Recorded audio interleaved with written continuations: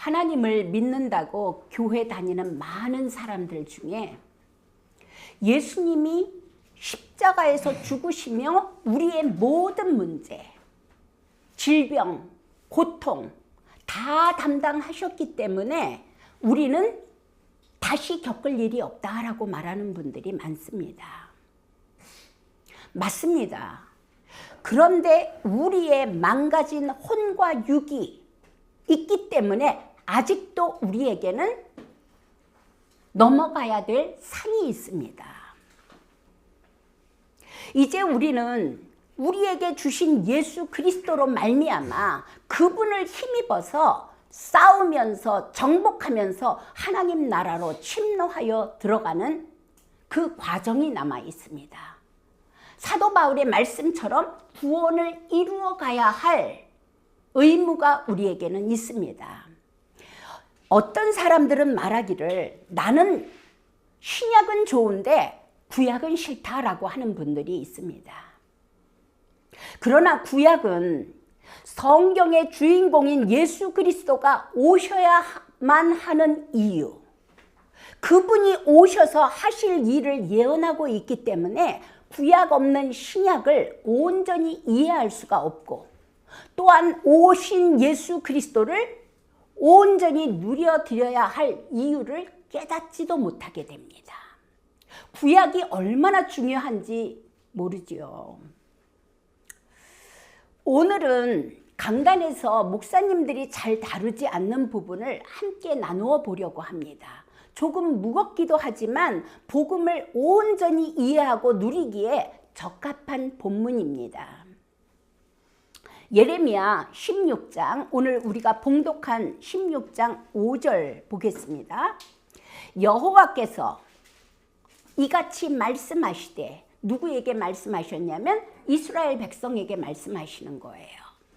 초상집에 들어가지도 말라, 가서 통곡하지 말며 그들을 위하여 애곡하지 말라. 내가 이 백성에게서 나의 평강을 빼앗으며 인자와 사랑을 제함이라. 여호와의 말씀이니라. 사람이 죽어나갈 거라는 것이에요. 그런데 초상집에도 가지 말고 통곡도 하지 말고 애곡도 하지 말랍니다. 6절 볼게요. 큰 자든지 작은 자든지 이 땅에서 죽으리니 그들이 매장되지 못할 것이며 그들을 위하여 애곡하는 자도 없겠고 자기 몸을 베거나 머리털을 미는 자도 없을 것이며 그 죽은 자로 말미암아 슬퍼하는 자와 떡을 떼며 위로하는 자가 없을 것이며 그들의 아버지나 어머니의 상사를 위하여 위로의 잔을 그들에게 마시게 할 자가 없으리라. 너는 잔치집에 들어가서 그들과 함께 앉아 먹거나 마시지 말라. 만군의 여호와 이스라엘의 하나님께서 이와 같이 말씀하시느니라. 보라, 기뻐하는 소리와 즐거워하는 소리와 신랑의 소리와 신부의 소리를 내가 내 목전 내 시대에 이곳에서 끊어지게 하리라. 하나님의 선민, 하나님의 장자 나라인 이스라엘에게 하시는 말씀이에요. 하나님께서 이스라엘을 향하여서 이렇게 비참한 상황이 될 것이라고 예레미야를 통하여서 선포하십니다. 이런 예언의 말씀을 듣고 계신 분 중에, 여러분 중에 내 인생이 왜 이렇게 망가지고 엉켰는지 이제 알겠다라고 생각하시는 분이 있을 거예요. 그분은 복받은 분입니다. 구원받을 수 있는 절호의 기회가 온 것이지요.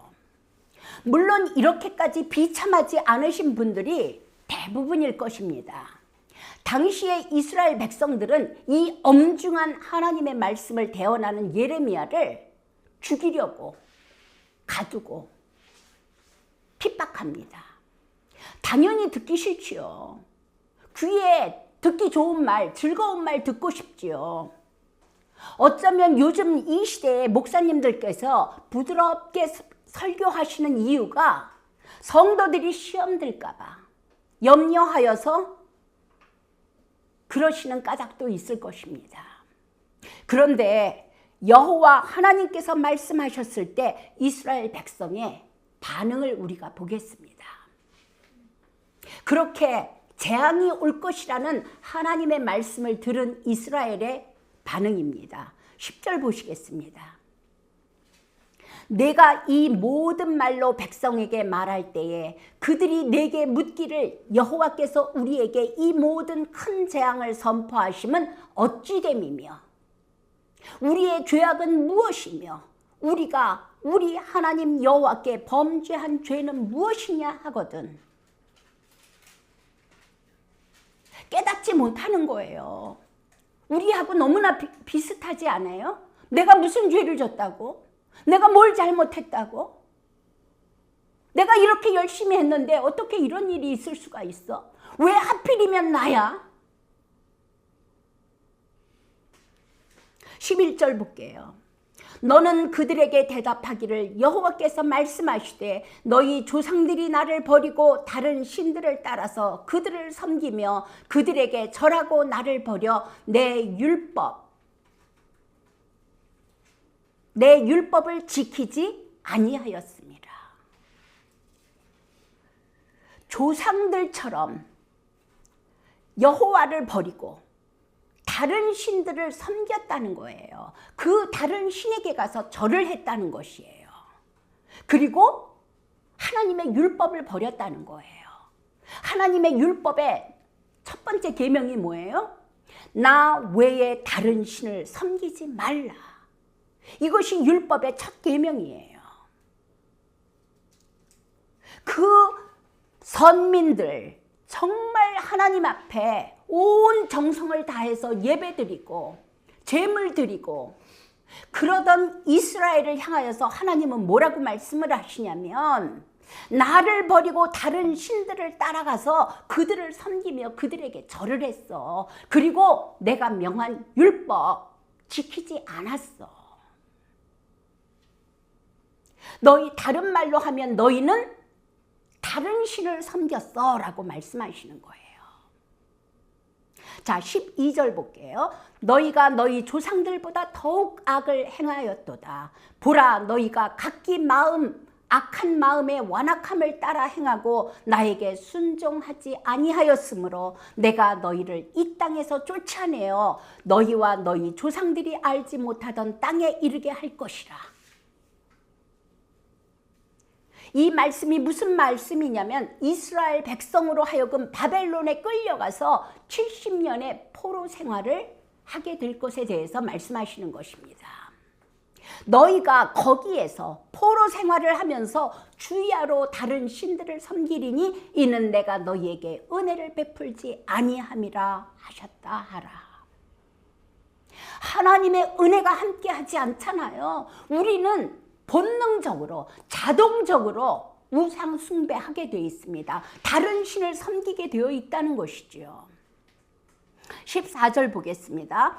여호와의 말씀이니라. 그러나 보라, 날이 이르리니 다시는 이스라엘 자손을 애굽 땅에서 인도하여 내신 여호와께서 살아계심을 두고 맹세하지 아니하고 과거의 은혜로 하지 아니하시고 15절 이스라엘 자손을 북방 땅과 그 쫓겨났던 모든 나라에서 인도하여 내신 여호와께서 살아계심을 두고 맹세하리라. 내가 그들을 그들의 조상들에게 준 그들의 땅으로 인도하여 드리리라. 하나님의 약속의 말씀이에요. 분명히 너희가 재앙 가운데 하나님의 진노 가운데 고통의 시간이 지나갈 것이야. 그러나 내가 너희 조상들에게 약속한 그들의 땅에 결국은 들어가게 될 것이야. 오늘의 은혜와 긍휼을 너희가 체험하게 될 것이야. 그러니까 예레미야가 기도를 합니다. 19절 볼게요. 여호와 나의 힘, 나의 요새, 환난 날의 피난처시여 민족들이 땅끝에서 주께 이르러 말하기를 우리 조상들의 계승한 바는 허망하고 거짓되고 무익한 것이라. 사람이 어찌 신 아닌 것을 자기의 신으로 삼겠나이까 하리이다. 여호와께서 이르시되 보라, 이번에 그들에게 내 손과 내 능력을 알려서 그들로 내 이름이 여호와인 줄 알게 하리라. 이스라엘 백성이 여호와의 이름을 몰라요? 아니요. 가장 하나님을 잘 섬기는 사람들이에요. 그런데 여호와께서 뭐라고 말씀을 하시냐면 이번 기회에 그들로 하여금 내 손과 내 능력을 알려서 그들로 하여금 내 이름이 여호와인 줄 알게 하리라. 예레미야 17장 5절에 이렇게 말씀하세요. 여호와께서 이와 같이 말씀하시니라. 무릇 사람을 믿으며 육신으로 그의 힘을 삼고 마음이 여호와에게서 떠난 그 사람은 저주를 받을 것이라. 그러나 무릇 여호와를 의지하며 여호와를 의뢰하는 그 사람은 복을 받을 것이라. 우상을 섬기는 게 다른 것이 아니에요. 우리는 어떤 잡신에게 가서 그 앞에 절하고 빌지 않습니다. 부처 앞에 가지 않습니다. 무당 앞에 가지 않습니다. 그런데 예레미야 17장 5절에 보니까 여호와께서 이렇게 말씀하세요. 사람을 믿으며 그 육신으로 그의 힘을 삼고 마음이 여호와에게서 떠난 그 사람은 이게 우상 섬기고 있다는 것을 말씀하고 계시는 것이죠. 하나님은 모든 사람이 구원을 받으며 오직 진리이신 예수 그리스도를 알기를 원하십니다. 이것이 하나님의 마음이에요. 그런데 여러분, 이 세상에 존재하는 사람 중에 문제 없는 사람은 아무도 없습니다. 답이 없는 불치병에 걸려 있는 사람도 있고요. 경제가 코너에 몰려서 답이 없는 사람도 있고요. 자녀가 어떤 중독에 빠져서 밤과 낮이 바뀐 생활을 하는 그런 자녀를 둔 사람도 있고요.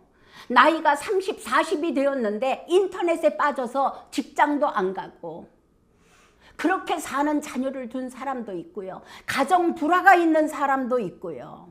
그 외에 수만 가지 문제들이 사람에게는 있습니다. 육체를 가지고 있는 모든 사람은 크고 작은 많은 문제들을 다 가지고 있습니다. 여러분 아세요? 그 문제의 근원이 하나님 떠난 죄로 인함이라는 거. 우리의 구원자 예수 그리스도 안에 온전히 거하지 못하기 때문에 모든 문제가 내게 짐으로 다가오고 고통으로 다가오고 죽을 것 같이 느껴지는 것입니다. 하나님은 우리가 미워서 징계하는 하나님이 아니세요. 이 문제를 통하여서 온전히 하나님께로 돌아와 그리스도를 누림으로 평강 안에 거하기를 원하십니다. 여러분, 우리에게 있는 문제, 하나님 안에 들어가면 문제 아니에요. 그 문제를 통하여서 하나님 안에 평강 누리며 들어갈 수 있는, 하나님의 나라를 누릴 수 있는 기회인 것입니다. 이것만 되잖아요. 더 이상 문제가 아니라니까요. 오히려 합력하여 선을 이루시는 하나님을 경험하게 되는 것이 우리는 신앙의 여정을 통해서 많이 경험했습니다. 우리가 진실로 그리스도 안에 거하고 그리스도의 영이 나와 함께하는 임마누엘의 축복 안에만 거하고 있다면 문제가 문제될 수 없습니다. 고통이 고통일 수가 없습니다. 제가 초신자 때 이 구약 성경을 읽으면서 구약 성경에 보니까 참 많이 이스라엘 백성들이 하나님을 반역하고 하나님을 거절하고 하나님을 불신앙하여서 고난 가운데 들어가는 것들을 볼 때 제 인생하고 너무나 오버랩이 됐어요. 그때 하나님께 뭐라고 고백했던 기도가 있냐면, 하나님, 제게 있는 이 고난이 고난으로 끝난다면 이것은 저주입니다.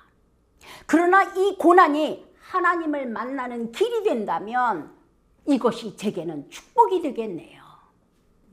하나님께서 이 고난을 통하여 합력하여 선을 이루실 것을 믿습니다. 지금도 답이 없는 상황과 문제로 고통하는 분들 계실 것입니다. 하나님께서 우리에게 주신 오직 한 가지 답, 예수 그리스도를 누리고 응답받는 절호의 기회입니다. 하나님께서는 이스라엘이 겪을 큰 환난, 바벨론 70년의 포로 생활을 예언하시면서 이런 말씀을 하십니다. 여호와의 말씀이니라 너희를 향한 나의 생각을 내가 아나니 평안이요 재앙이 아니니라. 너희에게 미래와 희망을 주려는 것이라.